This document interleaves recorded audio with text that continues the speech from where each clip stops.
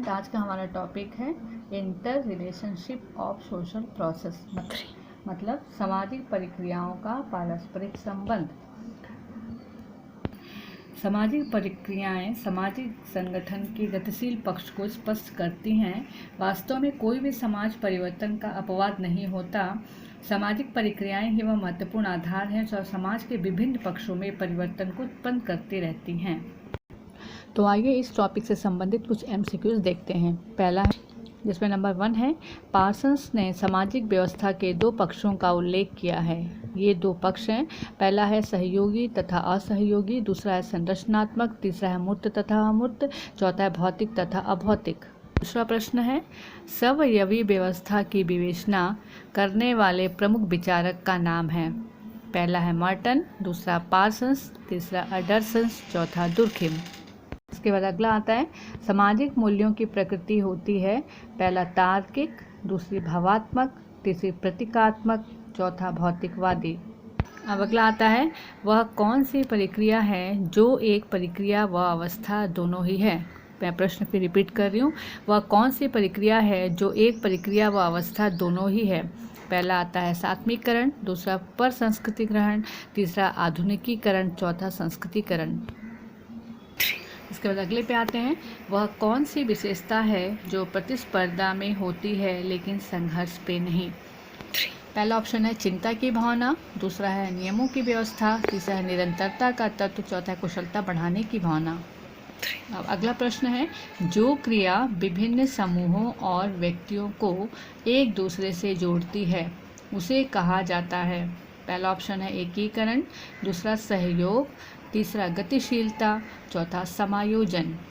अगला प्रश्न है, पर संस्कृति ग्रहण एक प्रक्रिया है जिसका पहला ऑप्शन है विकास की, दूसरा सामाजिक परिवर्तन की, तीसरा सांस्कृतिक संरचना की, चौथा परिस्थिति की।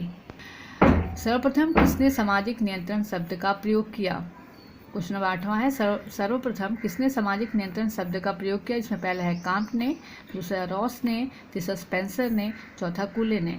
हम आते हैं क्वेश्चन नंबर 9 पे, निम्नलिखित में से सामाजिक नियंत्रण क्या है। आपको बताना है इसमें से कौन सी व्यवस्था है जो सामाजिक नियंत्रण है। तो पहली है एक व्यवस्था, दूसरा है एक प्रक्रिया, एक संस्था, चौथा एक संगठन। अगला प्रश्न है, सामाजिकरण का तात्पर्य है। पहला, शैशवावस्था से युवावस्था तक की वृद्धि, दूसरा है परिवार में व्यक्तित्व के विकास की क्रिया, तीसरा है सामाजिक मूल्यों को सीखने की क्रिया, चौथा है अधिकारों को प्राप्त करने की क्षमता। अगला प्रश्न है, ग्रामीण भारत में सामाजिक स्थिरीकरण का कौन सा स्वरूप अधिक महत्वपूर्ण है। इसमें पहला ऑप्शन है धर्मनिरपेक्ष स्थिरीकरण, दूसरा नैतिक स्थिरीकरण, तीसरा बंद स्थिरीकरण और चौथा धार्मिक स्थिरीकरण। अगला क्वेश्चन आता है, मध्यकालीन यूरोप में सामाजिक स्थिरीकरण का मुख्य आधार था। पहला ऑप्शन में संपत्ति, दूसरा जागीर, तीसरा धर्म, चौथा वर्ग विभाजन।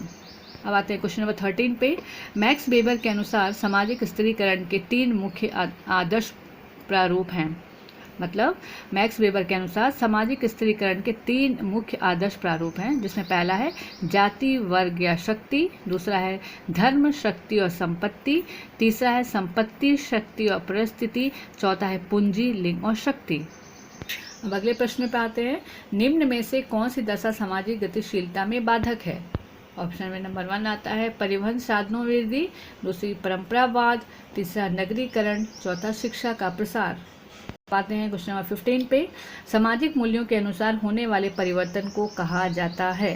पहला ऑप्शन है प्रगति, दूसरा उद्विकास, तीसरा क्रांति, चौथा अनुकूलन। इन MCQs के आंसर को सॉल्व करें और मुझे भेजें।